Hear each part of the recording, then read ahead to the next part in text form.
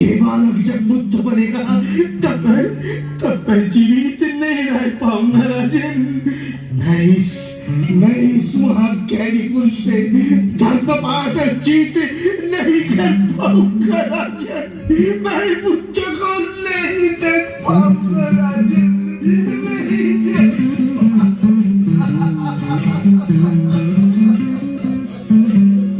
सुद्धोधन आश्वस्त हुए। बालक के जन्म से सारा कपिलवस्तु हर्ष में लीन था। समय पर शिशु के सारे संस्कार संपन्न किए गए। 5वें दिन नामकरण संस्कार किया गया। 108 ब्राह्मणों की उपस्थिति में बालक का नाम सिद्धार्थ रखा गया। ये विधियां अभी पूर्ण भी नहीं हुई थी कि महारानी महामाया का अचानक स्वर्गवास हो गया। सारे कपिलवस्तु पर शोक की काली छाया छा गई। परंतु जाते जाते महामाया ने बालक सिद्धार्थ को अपनी बहन महाप्रजापति गौतमी की गोद में देकर कहा कि अब वही उसकी माता है, तथा राजा सुद्धोधन से वचन लिया कि वो महाप्रजापति गौतमी से विवाह कर ले। राजा सुद्धोधन को महाप्रजापति गौतमी के द्वारा भी एक पुत्र था जिसका नाम नंद था। इस प्रकार वर्ष बीतते रहे। सिद्धार्थ अब 8 वर्ष के हो गए थे। उनकी शिक्षा के लिए उन 8 ब्राह्मणों को बुलाया गया जिन्होंने महामाया के स्वप्न का विश्लेषण किया था। सिद्धार्थ तथा उनके चचेरे भाइयों की शिक्षा साथ साथ आरंभ हुई। सिद्धार्थ की ज्ञानार्जित प्रवृत्ति को देख राजा सुद्धोधन ने उदित देश के भाषा, विद्या, व्याकरण, वेद वेदांग, उपनिषद के पूरे जानकार सबमित को सिद्धार्थ की उच्च शिक्षा हेतु आमंत्रित किया। उसी प्रकार सिद्धार्थ को विविध लिपि का ज्ञान, काव्य रचना, तर्कशास्त्र, ज्योतिष शास्त्र, गणित, शिल्पकला, गायन तथा अनेक ललित कलाओं का ज्ञान दिया गया। हस्तिबल, खड़ग युद्ध, धनुर्विद्या, युद्ध कौशल तथा मल्ल युद्ध इत्यादि का प्रशिक्षण दिया गया। बाल्य अवस्था से ही सिद्धार्थ को तत्व ज्ञान जैसे विषयों के प्रति असामान्य आकर्षण था। बाकी कलाओं में भी वे अपने चचेरे भाइयों से निपुण ही थे। इसी तरह 16 वर्ष बीत गए।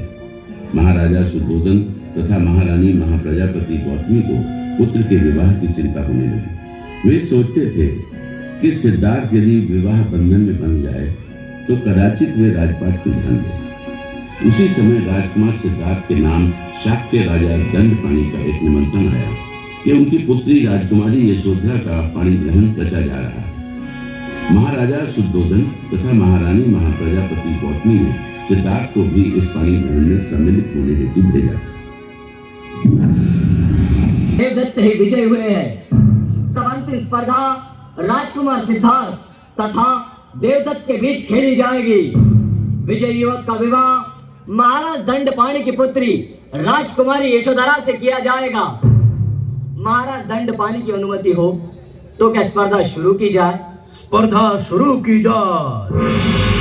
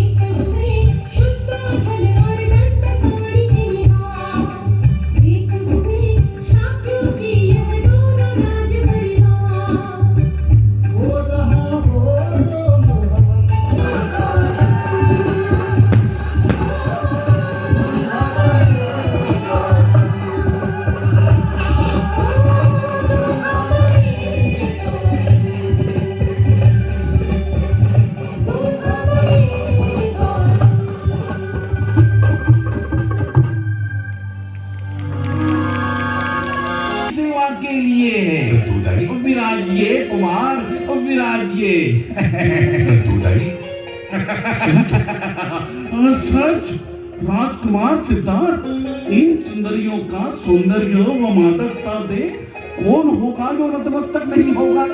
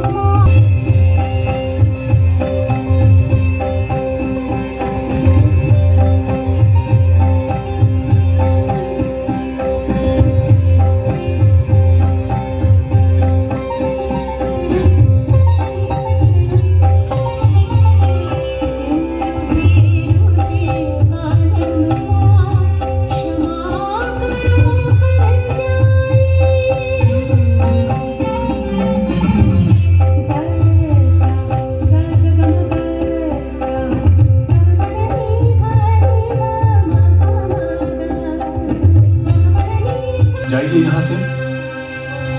देवियों, हमें एकांत चाहिए देवियों। हम तो आप ही की सेवा के लिए हैं राजकुमार सिद्धार्थ। कुमार सिद्धार्थ, मुझे महाराज ने आपके सहृदय पद पर नियुक्त किया है।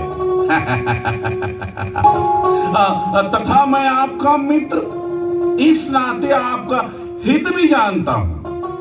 महाराज के कहने पर ही मैंने केवल आप ही के लिए यह श्रृंगारोत्सव आयोजित किया है।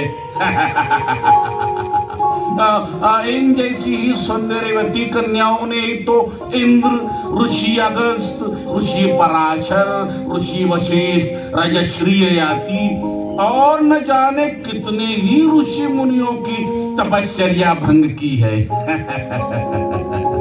तब आप इस मोह से कैसे अलिप्त रह सकते हो कुमार? कैसे?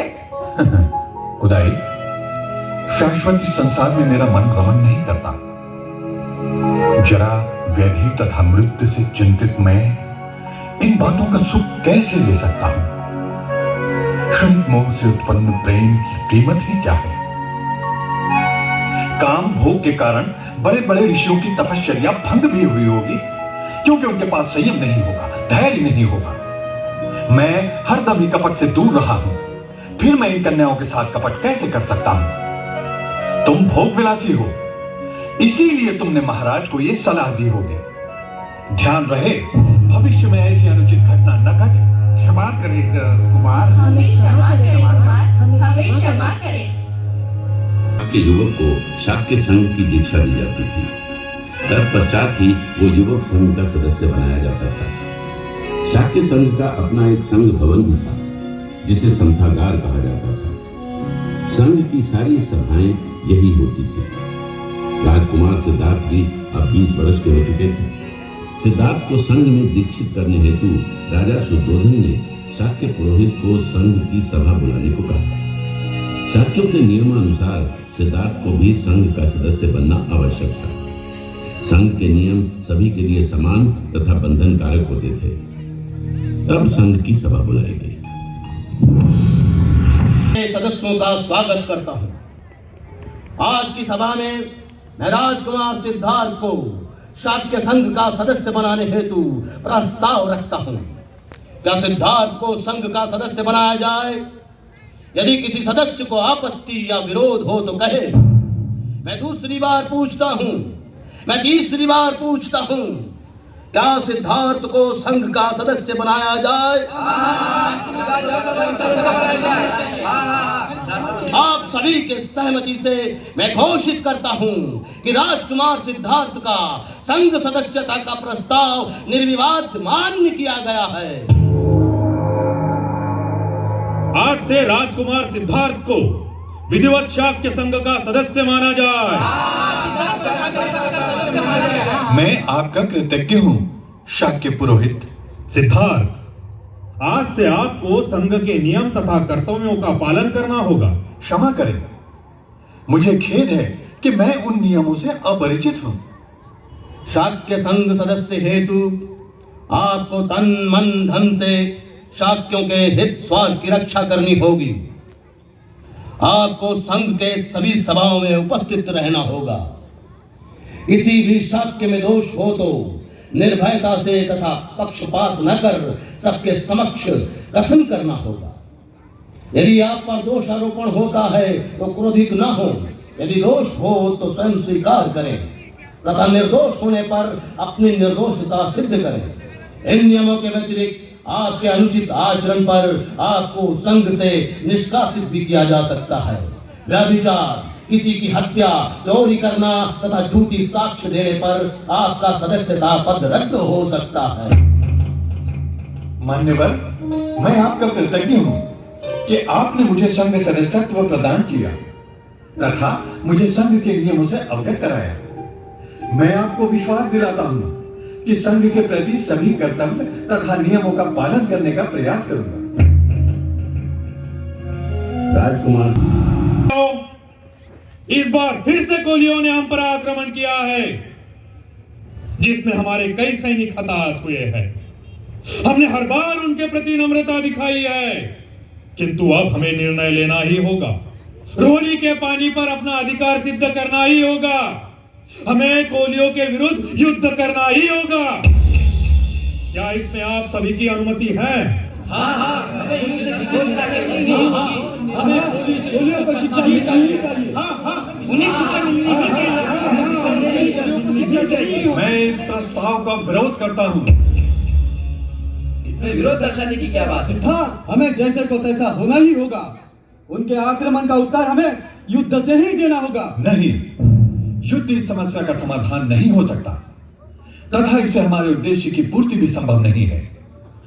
जो दूसरों की हत्या करता है उसे भी उसकी हत्या करने वाला मिलता है।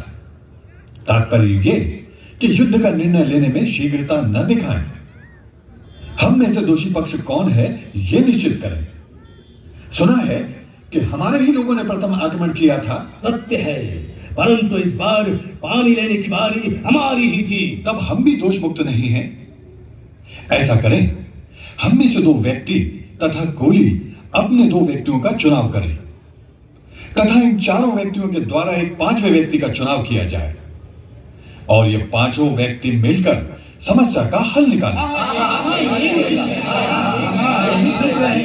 इसमें ना तो युद्ध ही होगा बल्कि समस्या का निदान भी होगा। नहीं, हमें कोलियों को शिक्षा देनी ही होगी। उन्हें शिक्षा मिलनी ही चाहिए। शांत हो जाइए, शांत हो जाइए। इस तरह समस्या का निदान न होगा। हमें दोनों के प्रस्तावों पर सदस्यों के मत लेने होंगे। सिद्धार्थ, आप अपने प्रस्ताव पर मत मांगो। संघ सदस्यों, अगर आपको मेरा प्रस्ताव मान्य हो तो कृपया समर्थन दें। सिद्धार्थ को कुल 1/4 सदस्यों का समर्थन प्राप्त हुआ है। सेनापति, आप अपने प्रस्ताव पर मत मांगो। साथियों, मेरा प्रस्ताव है युद्ध के बदले युद्ध। ठहरिए, मेरी प्रार्थना है आपसे कि इस प्रस्ताव को मान्य न किया जाए। शाक्य हमारे निकट संबंधी हैं। एक दूसरे से युद्ध करना बुद्धिमानी नहीं है। सिद्धार्थ, युद्ध में कोई अपना पराया नहीं होता। जैसे ब्राह्मणों का धर्म है यज्ञ करना, वैश्यों का धर्म है व्यापार करना, शूद्रों का धर्म है सेवा करना, उसी तरह क्षत्रियों का धर्म है युद्ध करना, और हमें अपने धर्म का पालन करना ही चाहिए।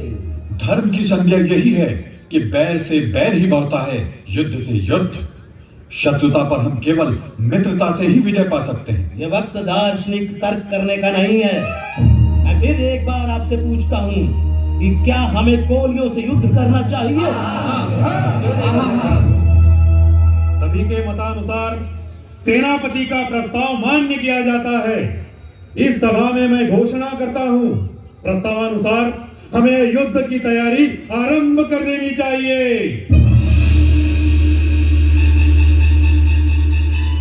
इस युद्ध में हमें अतिरिक्त सेना की आवश्यकता होगी, इसलिए मैं अनिवार्य सैनिक भर्ती का प्रस्ताव रखता हूँ। क्या संघ सदस्यों को सेनापति का प्रस्ताव मान्य है? नहीं, शांति से कोई उपाय खोजना चाहिए। हाँ, ये ठीक रहेगा। शांत हो जाइए। ठीक है, शांत हो जाइए।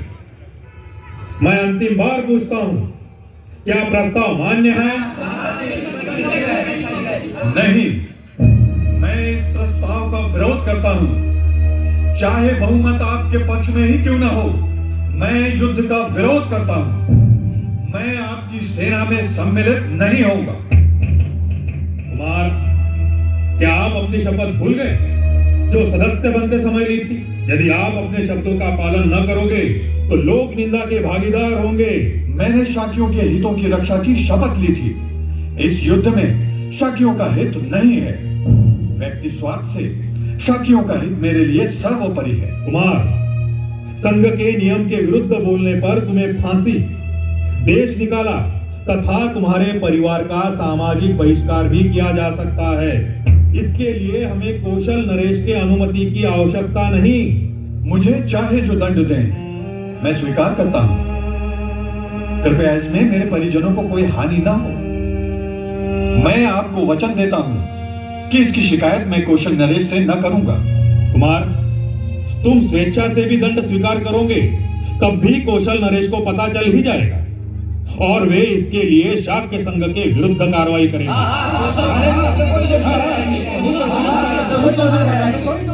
मैं परिव्राजक बन स्वयं ही देश से बाहर चला जाता हूँ। यह भी तो एक देश निकाला ही है। कुमार, अपने माता पिता तथा भार्या की अनुमति के बगैर तुम प्रतिज्ञा ग्रहण नहीं कर सकते। मैं आपको वचन देता हूँ कि चाहे आज्ञा मिले या न मिले, मैं शीघ्र ही देश छोड़ दूंगा। इस पर संघ की क्या राय है?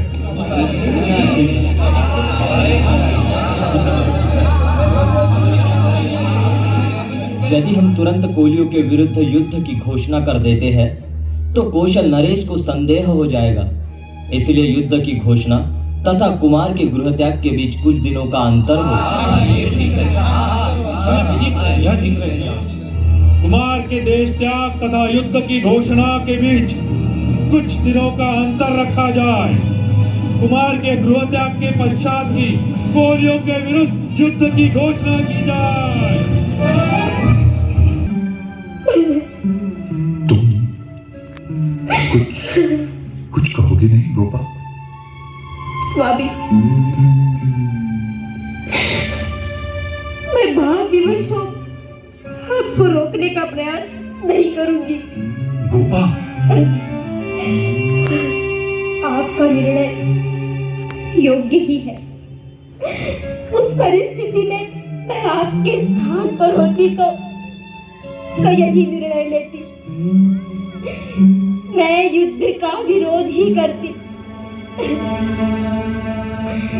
आपने न केवल युद्ध का विरोध किया है, बल्कि सैकड़ों लोगों के प्राणों की रक्षा करने का प्रयास किया है। मुझे गर्व है कि आप जैसे जन कल्याणी महापुरुष मेरे स्वामी हैं।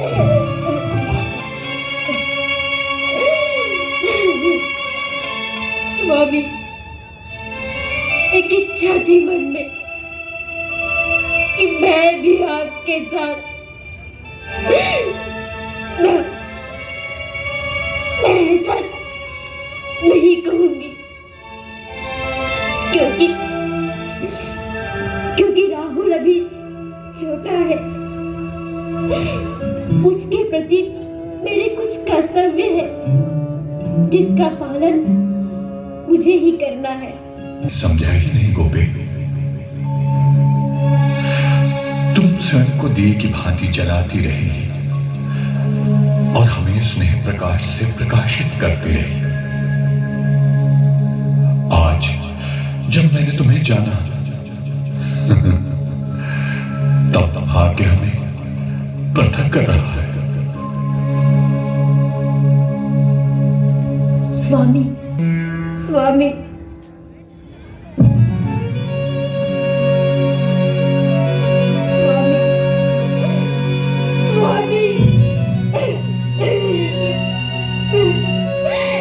स्वामी, मुझे क्षमा करना, मुझे क्षमा करना।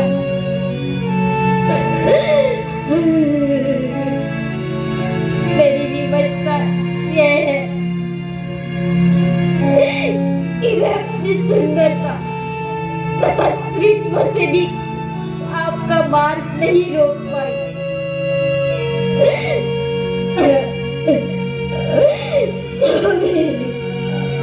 मुझे केवल मेरा ही पुत्र मिला, जिसके भाग्य में एक के बाद एक दुख का भागीदार होना है। जन्म के साथ ही माता को पुत्र से पृथक किया, पुत्र को पिता, माता, भार्या तथा नन्हे बालक से पृथक करने लगे। आखिर ये सब सिद्धार्थ के ही साथ क्यों भगवान? सिद्धार्थ के ही साथ क्यों भगवान?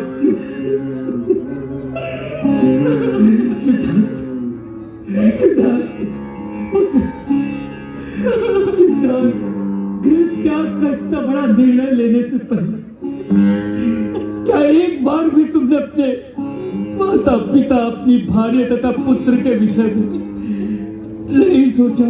पिताश्री, परिस्थिति ऐसा मोड़ लेगी हमें पता न था। मुझे अपेक्षा थी कि मैं शांति स्थापना हेतु अपने युक्तिवाद से शाक्य संघ का युद्ध निर्णय बदल दूंगा, परंतु मैं शाक्य संघ का निर्णय बदल न सका।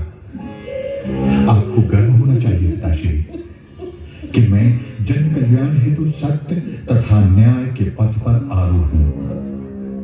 इसी में आपकी, मेरी तथा हमारे कुल की विजय है।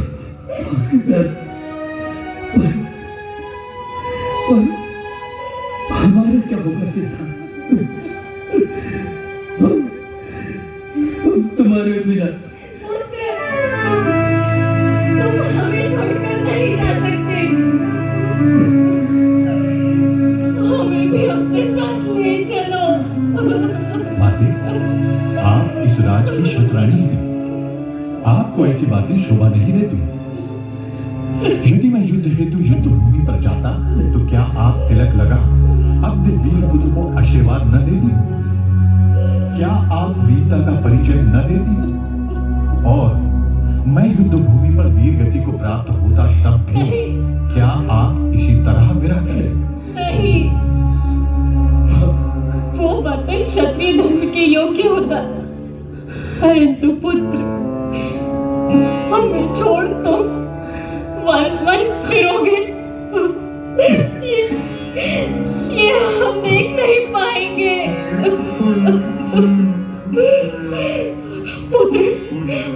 पुत्र चाहे कुछ भी हो, मैं तुम्हारे। माते, मुझे क्षत्रिय धर्म का पालन करना ही होगा।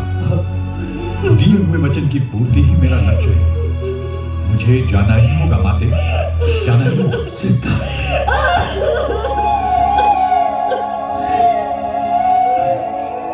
सम्मुख दोहरा वचन दिया है, जिसमें से एक पूरा हो चुका है तथा दूसरा वचन पूरा करने हेतु मुझे शाक्य जनपद छोड़ शाक्य राज्य की सीमा से बाहर जाना होगा। ऋषिवर, इसके लिए आपकी अनुमति तथा आशीर्वाद प्रार्थनीय है।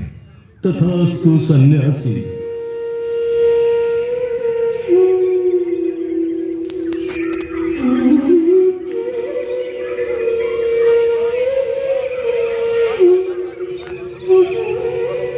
सज्जनों, कृपया मेरे पीछे ना आओ। मेरे प्रति आपके मन में जो स्नेह भावना है उससे मैं परिचित हूं, परंतु मेरा जाना आप लोगों के हित में ही है। कृपा कर आप लौट जाए।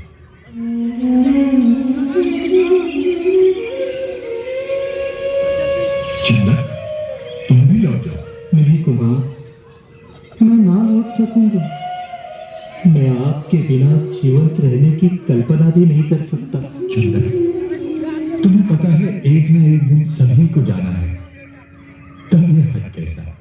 कुमार, आप मेरे स्वामी ही नहीं, बड़े भ्राता भी हैं। कुमार, मैंने बचपन से ही आपको एक क्षण के लिए भी छोड़ा नहीं है। फिर आज मैं आपको अकेला कैसे छोड़ सकता हूँ? और वैसे भी कुमार, मैं आपका सारथी हूँ और सारथी का यही कर्तव्य है कि मरते दम तक अपने स्वामी का साथ दे।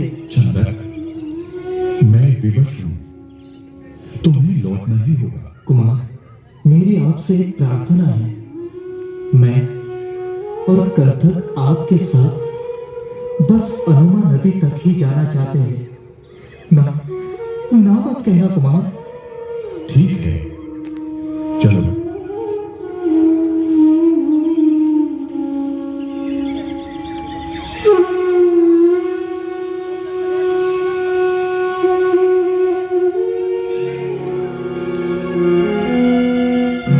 जितेंद्रिय गौतम चलते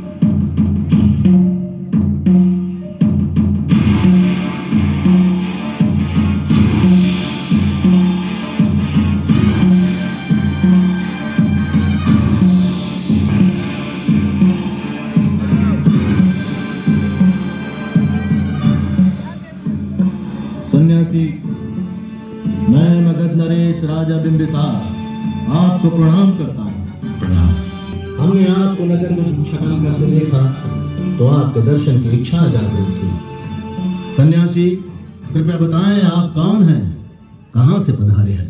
राजन, हम हिमालय की उस ओर कौशल देश की राजधानी कपिलवस्तु के रहने वाले शाक्य कुलपति राजा शुद्धोधन के। मैं जानता हूँ आप सूर्यवंशी हैं। आपका अंग चंदन से चर्चित होने के योग्य है, रक्तांबर के नहीं। तुम्हारा हाथ प्रजा रक्षण के योग्य है, भिक्षाटन के योग्य नहीं। मेरी प्रार्थना है आपसे कि इस विरक्त मार्ग का त्याग कर आप अपने राज्य लौट जाएं। यदि किसी कारणवश आप अपना पैतृक राज्य स्वीकारना नहीं चाहते तो मैं आपको अपना आधा राज्य देता हूँ, इसे ग्रहण करने की कृपा करें। यदि अपने कुलाभिमान के कारण मेरा कहना अमान्य हो तो अनंत सेना के धनुष बाण का उपयोग कर मेरी सहायता से अपने विरोधियों पर विजय प्राप्त करें। हे राजन, हम आपके उदार मन का आदर करते हैं। हम तो स्वयं ही अपना राज त्याग आए हैं। हम संसार के सारे भोग विलास का त्याग कर परम ज्ञान की खोज में निकले हैं। राजन, हमें क्षमा करें। सन्यासी, आप अपना संकल्प पूरा करें, परंतु एक विनती है आपसे। परम ज्ञान की प्राप्ति के पश्चात हमें एक बार अवश्य भेंट दें। आप अपने परम उद्देश्य में सफल हों, यही मंगल कामना करते हैं। हे राजन, हम वचन देते हैं कि हम पुनश्च मगध नरेश की भेंट करने पधारेंगे। प्रणाम।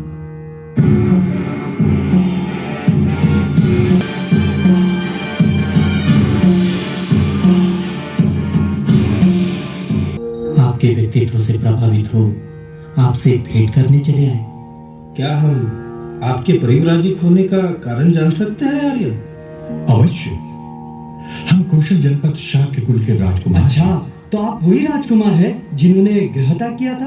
आपको पता है, आपके गृहत्याग के पश्चात कपिलवस्तु में कोलियों से युद्ध के विरोध में शाक्यों द्वारा बड़ा आंदोलन छेड़ा गया। सारे स्त्री पुरुष युवक युवतियों ने प्रदर्शन कर पदयात्रा निकाली। चारों ओर शाक्य कोलीय भाई भाई की घोषणा होने लगी। परिणाम स्वरूप शाक्यों ने शीघ्र ही सभा आयोजित कर यह निर्णय लिया कि कोलियों से शांति वार्ता कर समस्या का समाधान किया जाए। पंचायत की नियुक्ति कर युद्ध स्थगित करने की घोषणा की गई। अब आपको परिव्राजक बने रहने की आवश्यकता नहीं है आर्य। अब आप अपने परिवार से मिलने कपिलवस्तु लौट सकते हैं। यह शुभ समाचार सुन मैं प्रसन्न हुआ। यह हमारी विजय है, परंतु मैं परिव्राजक बन ही अपना जीवन व्यतीत करना चाहता हूं। आर्य, आपसे मिलकर अच्छा लगा। फिर भेंट होगी। प्रणाम। प्रणाम।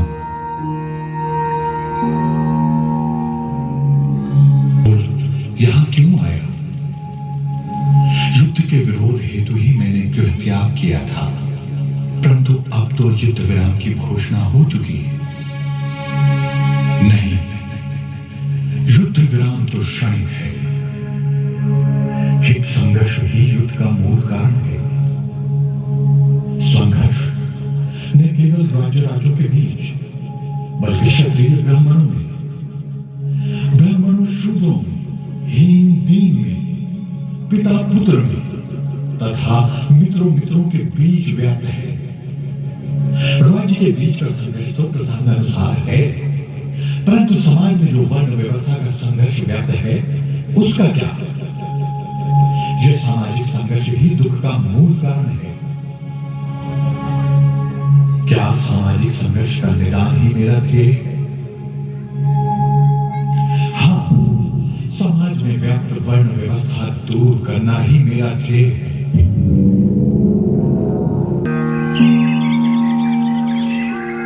ऋषिवर, हम सिद्धार्थ गौतम एक सन्यासी आपसे सिद्धांत में दीक्षित होना चाहते हैं। सन्यासी, साधना अत्यंत कठिन होती है।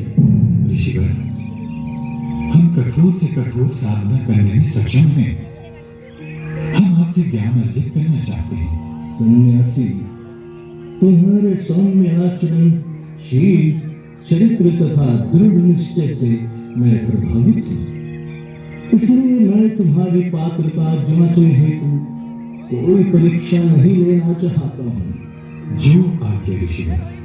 सन्यासी, मैं तुम्हें सांख्य दर्शन के सिद्धांत का परिचय कराता हूँ। जो आज्ञा मुनिवर। मुझे ध्यान साधना की पद्धति से भी अवगत कराएं। ध्यान साधना की 3 पद्धति है। तीनों पद्धतियों में एक बात समान है कि सांस पर काबू पा लेने से चित्त की एकाग्रता सिद्ध होती है।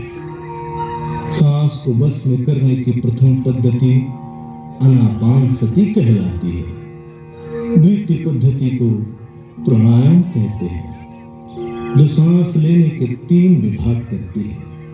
पूरक सांस को अंदर खींचना, कुंभक सांस को अंदर रोके रखना तथा रेचक सांस को बाहर निकालना।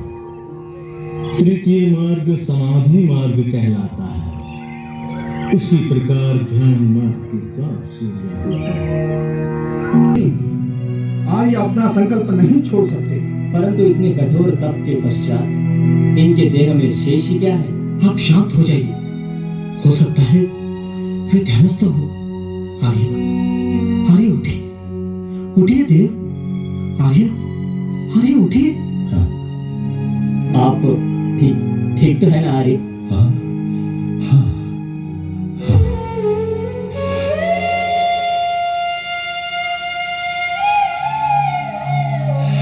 मैं 6 वर्षों से कठोरतम तपस्या कर रहा हूं, परंतु मुझे आत्म शांति, ज्ञान तथा मुक्ति का मार्ग प्राप्त न हो सका। इस प्रक्रिया के कारण मेरा चित्त शांत नहीं, एकाग्र नहीं।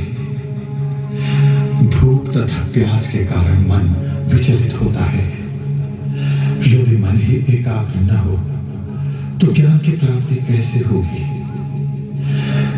शरीर है तो मन है, मन है तो एकाग्रता, और एकाग्रता है तो ही ज्ञान की प्राप्ति संभव है। मालूम होता है जैसे कोई प्रकाश पुंज वहाँ उद्दीप्त हो रहा है। प्रकाश पुंज? हाँ हाँ, प्रकाश पुंज ही तो है। देवी, आपके देवता, देखिए वह प्रत्यक्ष आपकी प्रतीक्षा में ही है, जैसा आपने। यह मेरा भाग्य है कि आप यहाँ सशरीर बैठे हैं। जीवन भर आपकी पुजारन बनी रही, तब कहीं आपने दर्शन दिए। लीजिए देव, यह श्रद्धा की खीर। देव, देव, आप हिल तक नहीं रहे, क्यों देव? देवता अदृश्य से प्रत्यक्ष हुए तो आंख, मुंह तथा हाथों को काम करने दीजिए प्रभु। इन आंखों को मंगल बरसाने दीजिए, मुंह को आशीर्वचन देने दीजिए तथा हाथों को अर्धग्रहण हेतु बढ़ाए देव। देव, मेरा दान ग्रह देव।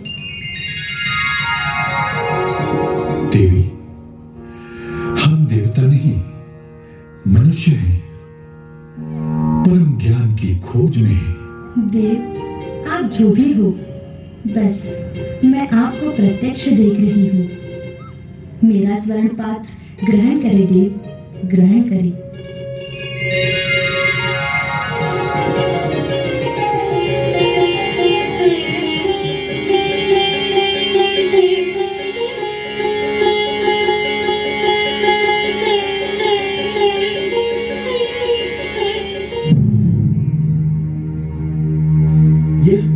ये हम क्या देख रहे हैं? क्या देख रहे हैं? आपने तो अविरत उपवास धारण किया है।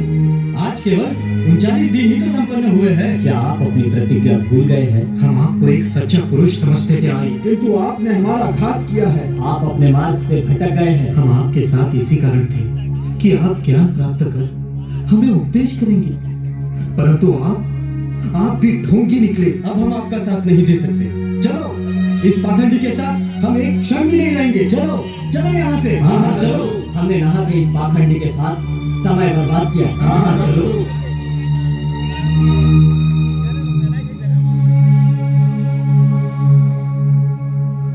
यदि मुझे ज्ञान प्राप्ति होने वाली होगी तो यह स्वर्ण पात्र इस नदी के प्रवाह के ऊपरी परत पर ही प्रवाहित होगा, अन्यथा यह तल में बैठ जाएगा। गौतम दृढ़ संकल्प के साथ पूर्व वेला का त्याग कर गया की ओर चल पड़े।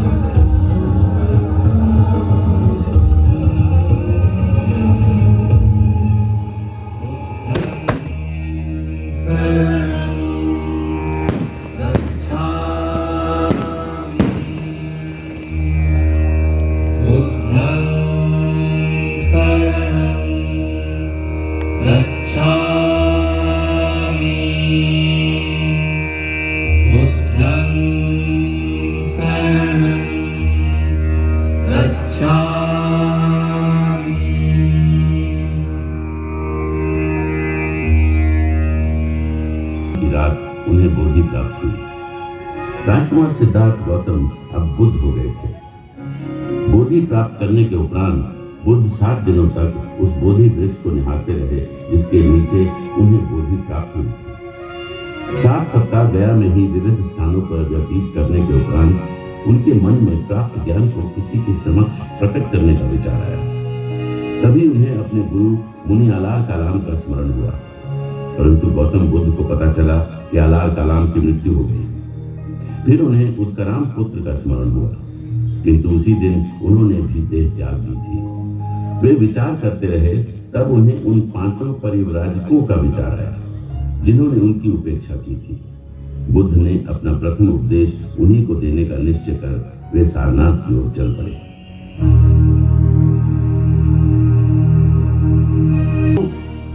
हमने उसके स्वागत हेतु खड़े भी नहीं होना चाहिए। हाँ हाँ, अच्छा मजा चखाएंगे पापी को। हाँ हाँ, अच्छा मजा चखाएंगे।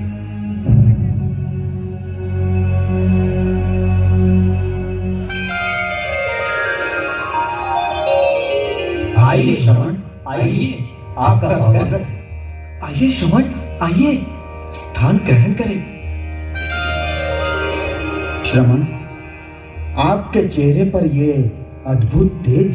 श्रवण, हम आपसे घृणा करने लगे थे, परंतु ऐसा क्या हुआ कि आपको देखते ही हमारा चित्त परिवर्तित हो गया? हाँ श्रवण, हमने आपको बहुत भला बुरा भी कहा। आपके मुखमंडल का तेज कह रहा है कि आपको परम ज्ञान की प्राप्ति हुई है। क्या? कब? वैशाख पूर्णिमा के दिन गया में बोधि वृक्ष के नीचे। हे महाज्ञानी, हमारा प्रणाम स्वीकार करेंगे। कल्याण हो। हे भगवान, आज से हम आपको तथागत कहेंगे। हाँ हाँ, तथागत।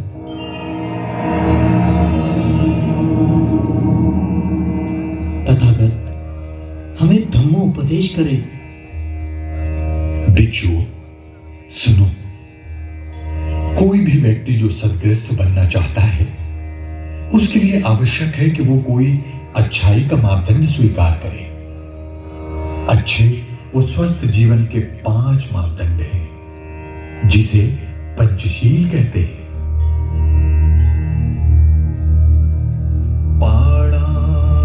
पाता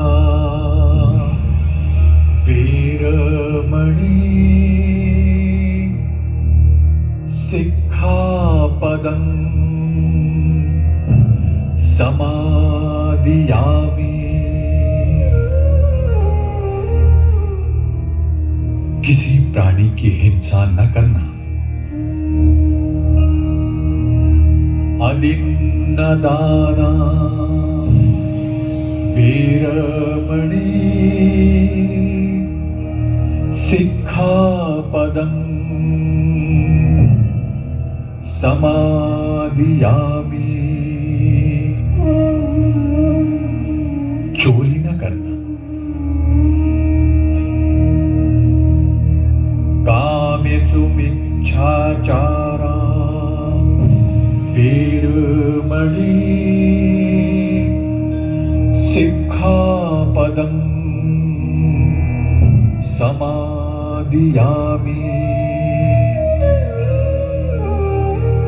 व्याभिचार न करना, मूसावादा वीरमणि सिक्खापदं समादियामि। असत्य न बोलना, सुरामेरय मज्जपमादट्ठाणा वीरमणि सिक्खापदं समादियामि। नशीली वस्तुओं का सेवन न करना। हर व्यक्ति के लिए परम आवश्यक है कि वो 5 शीलों को स्वीकार करे तथा उनका पालन करे। आपसे बिछड़कर हम लोगों ने नाना प्रकार की तपस्या की, किंतु हमें सदैव ऐसा बोध होता रहा कि हम जहां से चले थे घूम फिर कर फिर वहीं आ पहुंचे हैं। कभी कभी प्रकाश की किरणें दिखी भी, परंतु वे तुरंत ही जुगनू की ज्योति सिद्ध हुई। सत्य का सूर्य और न जाने क्या क्या। भिक्षुओं, दो अंतों से बचकर ही सत्य को प्राप्त किया जा सकता है। कौंडिन्य, शरीर को सुख से लपेटे रहना तथा शरीर को दुख में तपाना दोनों ही अनार्य है, वर्ज्य है। विषयों की आसक्ति ज्ञान को जिस तरह मोड़ देती है, तप की दुर्बलता तथा शक्तिहीनता उसे ज्यादा मोड़ देती है।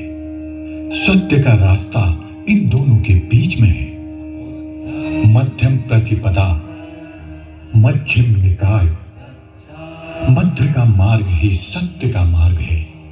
इस पर बढ़े चलो। जो आज्ञा शास्त्रा। तब तुम पांचों इस धर्म के अग्रदूत हुए। पंचवर्गीय भिक्षु के नाम से संसार तुम्हें अवगत करेगा। तरहे भिक्षु, बहुजन हिताय बहुजन सुखाय। भिक्षुओं, विचरण करो, भ्रमण करो, बहुतों के सुख के लिए, बहुतों के हित के लिए, लोक पर दया करने के लिए विचरण करो, भ्रमण करो, आगे बढ़ो।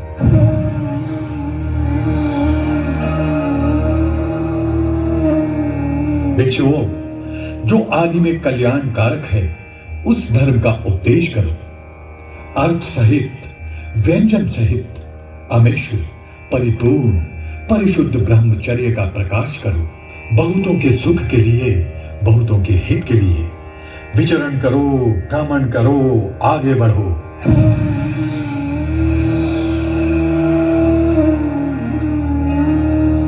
संसार में ऐसे प्राणी भी हैं जो अदोष हैं, अल्प दोष हैं, जो भटक गए हैं या भटक रहे हैं, तो सिर्फ इसलिए कि धर्म का, सत्य का, ज्ञान का संदेश उनके निकट तक नहीं पहुंच सका। भिक्षुओं, धर्म के श्रवण न करने से उनकी हानि हो रही है। जाओ, उन्हें धर्म का संदेशा सुनाओ। धर्म का संदेश सुनकर वे धर्म पथ पर आचरण करें, ज्ञान के मध्यम मार्ग पर विचरण करें। इसके लिए प्रयत्न करो। आगे बढ़ो, बढ़े चलो, भ्रमण करो, विचरण करो। कभी दो भिक्षु एक साथ न जाना, कभी दो भिक्षु एक पथ से न जाना, कभी एक ही घर का भोजन न करना, कहीं एक रात से ज्यादा न बिताना। बहुतों के सुख के लिए, बहुतों के हित के लिए, लोक पर दया करने के लिए, हित के लिए, सुख के लिए भिक्षुओं, भ्रमण करो, विचरण करो, बढ़े चलो।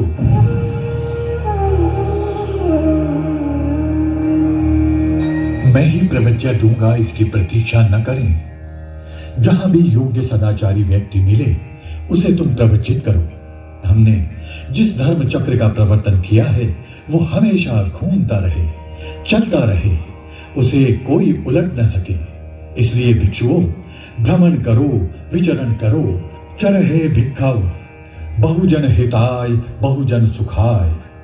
बहुतों के सुख के लिए, बहुतों के हित के लिए, लोक पर दया करने के लिए विचरण करो, भ्रमण करो, आगे बढ़ो, बढ़े चलो।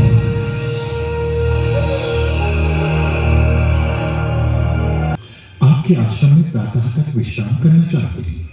नहीं भिक्षुक, मैं तुम्हें यहाँ ठहरने की अनुमति नहीं दे सकता।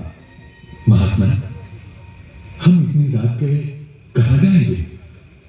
हम पौध रखते हैं, यहाँ से चले जाएंगे। भिक्षुक, यह स्थान सुरक्षित नहीं है। कृपा कर आप अरण्य स्थान पे वहां ठहर जाइए। क्यों महात्मा? भिक्षुक, यहाँ मुचलिंद नामक जंगली नाग राजा का शासन है। वह अत्यंत भयानक तथा क्रूर है। वह रात को यहाँ आकर बड़ी हानि पहुंचाता है। कहीं वह तुम्हें भी कष्ट ना पहुंचाए, इसलिए मेरी आपसे विनती है कि आप यहाँ ना ठहरें। आप चिंता न करें ऋषिवर, बस आज रात हमें अपनी अग्निशाला में विश्राम करने दें। जैसी आपकी इच्छा भिक्षुक।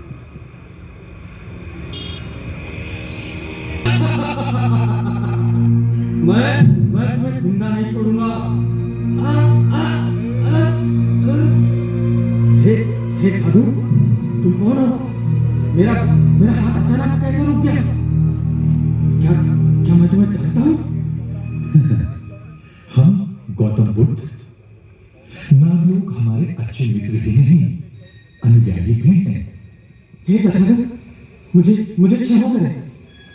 मेरे हाथों अनर्थ होते होते टल गए, परंतु आप उर्वेल कश्यप के आश्रम में। हम उर्वेल कश्यप को धर्म उपदेश देने हेतु यहाँ आए हैं।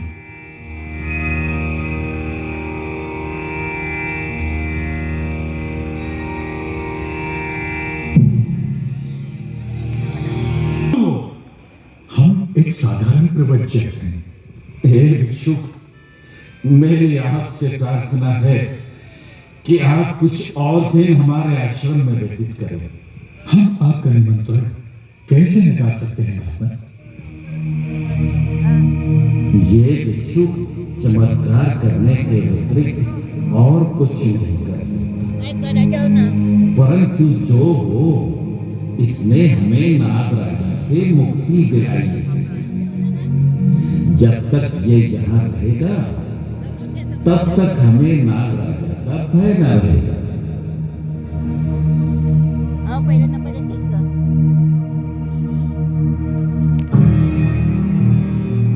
क्या तुम अरहत हो? ये अरहत क्या होता है? कृपया मुझे समझाए भिक्षुक। ऋषिवर, होम हवन अग्नि क्या किसी को पाप मुक्त कर सकती है? हाँ, कर सकती है। कैसे, समझाएं ऋषिवर। होम हवन अग्नि मानव का कल्याण करती है। परंतु कैसे ऋषिवर? मोह रूपी धुएं से ढकी राग द्वेष रूपी अग्नि में ही तो ये विश्व जल रहा है। अज्ञानता का जल ही उसे शांत नहीं होने देना चाहता। अरहत अष्टांगिक मार्ग पर चलने वाला वो पथिक है जिसने पथ में बाधा सभी राग द्वेष को जीत लिया है। आप महान है भिक्षु, आप महान है। लोक गुरु बुद्ध के बुद्धि का कोई विकल्प इस संसार में नहीं है। मैं होम हवन की सामग्री नदी में फेंक अपने 500 शिष्यों सहित आपकी शरण में आता हूं। राजन, आप सभी की शंका का हम अभी निवारण करते हैं। महाश्रवण कश्यप,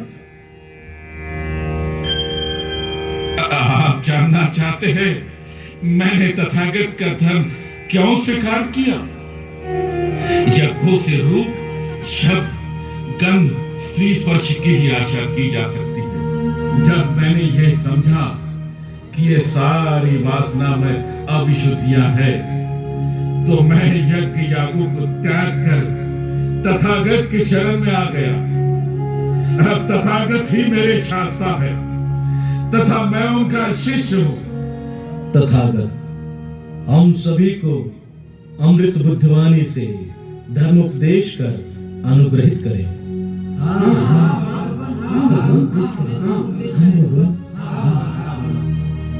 हे पृथ्वीपति, चित्त तथा इंद्रियों के साथ रूप का उदय तथा अस्त होता है, जिस प्रकार मानव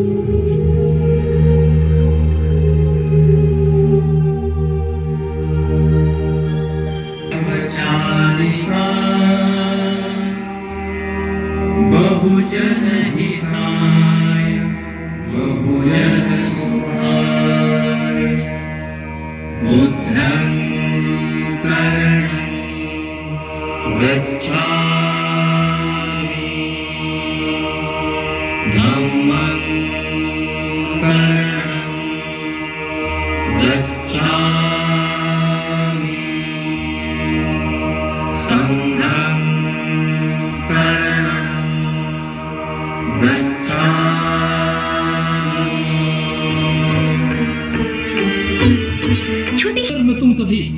लेकर सवारी करने निकला करते थे। आज उसी नगर में भिक्षा पात्र हाथ में लेकर द्वार द्वार फिर रहे हो तुम। बड़े लज्जा की बात है कुमार। शाक्य कुल का राजकुमार प्रजा को देना छोड़ भिक्षा पात्र लेकर प्रजा से ही भीख मांगता फिर रहा है। शाक्य कुल का धर्म भिक्षाटन नहीं है राजकुमार। राजन, आपके समक्ष शाक्य कुल का राजकुमार नहीं, बुद्ध कुल का तथागत है। बुद्ध कुल का तथागत? हाँ राजन। हे कुमार, हम ये कैसे भूल जाए कि तुम हमारे पुत्र हो। राजन, पुत्र तो हम अब भी हैं, फिर विलाप कैसा? तुम हमारे पुत्र हो, फिर विलाप कैसा? तुम सचमुच ही ज्ञानी हो, सचमुच। तथागत बुद्ध, हाँ तथागत बुद्ध। हे तथागत, पहली भिक्षा आप मेरे ही द्वार से ग्रहण करें।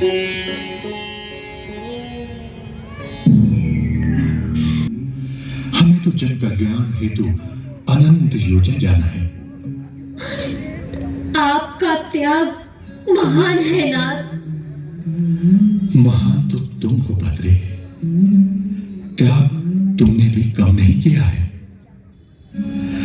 हमारे प्रवचित होने के पश्चात तुमने भी पत्नी होने का धर्म निभाया है। हमें जिस ज्ञान की प्राप्ति हुई है उसमें यशोधरा का त्याग भी सम्मिलित है। इस त्याग मूर्ति नारी को संसार सदैव याद रखेगा। माँ, आओ पुत्र, देखो यही तुम्हारे पिताश्री है। मेरे पिताश्री? हाँ पुत्र, अपने पिता से अपनी पैतृक संपत्ति मांगो। हमारे पास आओ। क्यों, पैतृक संपत्ति चाहिए? माँ ने आज्ञा दी है। सारी पुत्र, राहुल को प्रवचित करो। पुत्र, ये क्या कर रहे हो? माताश्री, किसी बच्चे को उसकी पैतृक संपत्ति से वंचित करना उचित नहीं है। राहुल, जाओ जागरण करो। पुत्री, मुझे क्यों तुम पे लगा जा रहा है? महाराज, ये विलाप शाक्य कुल के अनुरूप नहीं। देखो ना प्रजापति, देखो सब चले गए। सिद्धार्थ गया, नंद गया, राहुल गया, शाक्य राजा भद्य गया, आनंद गया, देवदत्त गया, भृगु, किंबिल, अनिरुद्ध भी गया। सब चले गए। उपाली नाई तक गया। उपाली तुम्हारा भी भाग है भाई। सुना है सबसे पहले तुम्हें ही भिक्षु बनाया गया। सिद्धार्थ, कैसी समता की धारा बहा दी है तुमने, जिससे शाक्य कुल के सभी राजकुमार सबसे पहले तुम्हें ही प्रणाम किया करें। प्रजे, एक नई धारा बह गई है। वो धारा किसी के पैर स्थिर रहने नहीं देगी। सबको बहा ले जाएगी। देख रही हूँ महाराज, देख रही हूँ। पिताश्री, आज्ञा। तो अब तुम भी चले? पुत्र गए, पोता गया, बताओ भी चले। तो प्रजापति तुम भी क्यों नहीं जाती? महाराज, जाओ तुम सब चले जाओ। सारे राजभवन को सूना कर दो, सारे कपिल वस्तु को सूना कर दो। एक स्त्री पुरुष का। प्रजापति, तुम भी आज्ञा मांग रहे हो।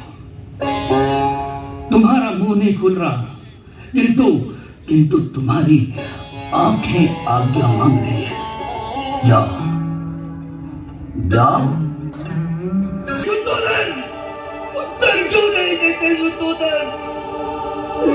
उत्तर क्यों नहीं देते?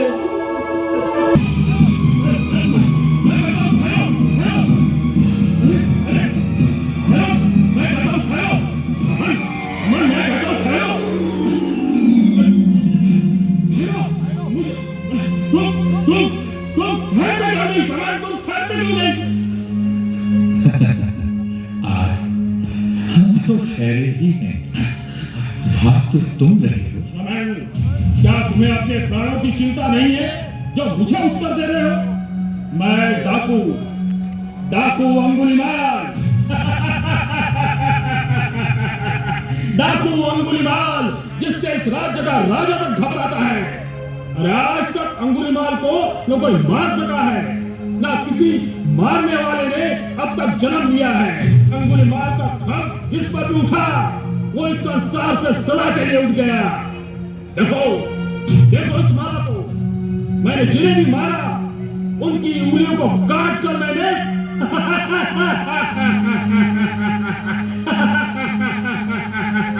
अरे अंगुलीमाल, तुम्हारी बातों से जान पड़ता है तुम एक विद्वान व्यक्ति हो, परंतु तुम अपने मार्ग से भटक गए हो। तुम मुझे बातों में उलझा रहे हो। अरे अंगुलीमाल, उलझ तो तुम गए हो, अन्यथा तुम ऐसा न करते। सच बताओ तुम कौन हो जो एक हिंसक हत्यारे डाकू से भी स्नेह भावना से वार्ता कर रहे हो, जो सदा ही घृणा का पात्र रहा है? अरे अंगुलीमाल, हम तुम्हारे ही जैसे एक पथिक हैं, अपनी राह से भटक गए। क्या तुम हमें मार्ग दिखाओगे अंगुलीमाल? भटका किसी को क्या मार्ग दिखलाएगा? श्रवण तुम कौन हो? तुम कौन हो श्रवण? मैं तुम्हारे दिखाए मार्ग पर चलना चाहता हूं। मुझे मार्ग दिखाए श्रवण मुझे मार्ग दिखाए। मुझे मार्ग दिखाए श्रवण, मुझे मार्ग दिखाए। उठो भिक्षु, आज से तुम मेरे अनुचर हो। भिक्षु अंगुलीमाल।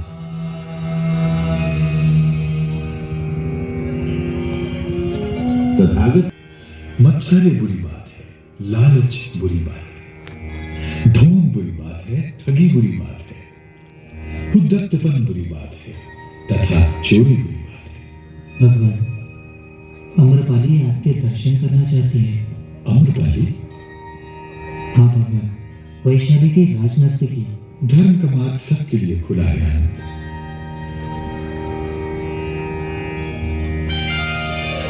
भगवान, मैं कृतज्ञ हो गई। सारी वैशाली में भगवान को मेरी ही आम्रवाटिका पसंद आई। मेरे सौभाग्य का क्या कहना। आर्य, तथागत के धर्म मार्ग में किसी प्रकार का भेद नहीं है। उनके लिए सभी प्राणी समान हैं। रहा सौभाग्य, सो कोई किसी को देता नहीं, वह उसकी अपनी वस्तु है। भिक्षुवर, आम्रपाली सौभाग्य पाती नहीं, लेती भी है। एक सौभाग्य अनायास ही मिला, तो दूसरा वो स्वयं लेने आई है। तात्पर्य? मैं भगवान को अपने घर भोजन हेतु आमंत्रित करने आई हूँ। भिक्षु को आमंत्रण की आवश्यकता नहीं होती आर्य, वह अनिमंत्रित ही जाता है, तथा जहाँ जो प्राप्त होता है वही भोजन कर लेता है। यही नियम है। नियम है, होगा, किंतु आम्रपाली को विश्वास है। वो भगवान से जो भी वरदान मांगेगी उसे उसमें ना ही नहीं मिल सकती। चैनिके मैं जीत गई। वैशाली की राज नर्तकी आम्रपाली को तथागत भी ना न कह पाए। हाँ चैनिके, तथागत भी ना न कह पाए। उदित हो रहा है। तथागत का आगमन वैशाख पूर्णिमा को हुआ था। महापरिनिर्वाण भी इसी तिथि को होना चाहिए ना आनंद? भगवान, ये क्या कह रहे हैं? रात के उत्तर भाग में तथागत का निर्वाण होगा। 80 वर्षों का बंधन आप ही आप जीर्ण होकर आज टूटने जा रहा है। आनंद, आनंद, तुम तो धन्य हो ही। तुमने तथागत की सेवा चिरकाल तक मन, वचन तथा काया से की है। तुम्हें यह सौभाग्य मिला, तुम्हें तो आनंदित होना चाहिए। आनंद, जो निर्वाण ही प्राप्त करना है भगवान, तो किसी प्रसिद्ध स्थान में राजक्रिया वैशाली श्रावस्ती कौशंबी में। संसार में 4 स्थान अति पवित्र माने जाएंगे। एक वह जहां तथागत का जन्म हुआ, दूसरा वो जहां तथागत ने बुद्धि प्राप्त की, तीसरा वो जहां तथागत ने धम्म चक्र का प्रवर्तन किया, तथा चौथा जहां तथागत ने निर्वाण प्राप्त किया। आप तो जा रहे हैं शास्ता, अब हमें कौन पथ प्रदर्शन करेगा?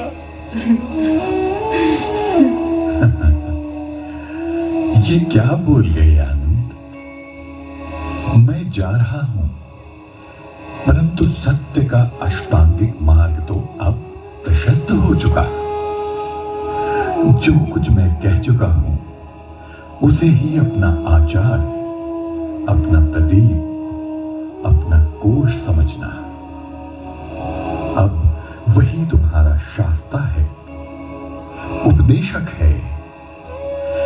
उसी की आवृत्ति करना, उसे ही जीवन में उतारना, जैसा कि आज तक करते आए हो। भिक्षु, क्या हमारे लिए शोक करना उचित है, जबकि हम महादुख से विदा ले रहे हैं? भवतु सब्बमंगलम।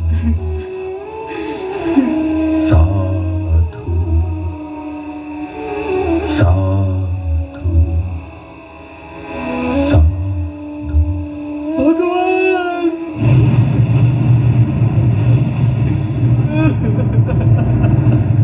भगवान,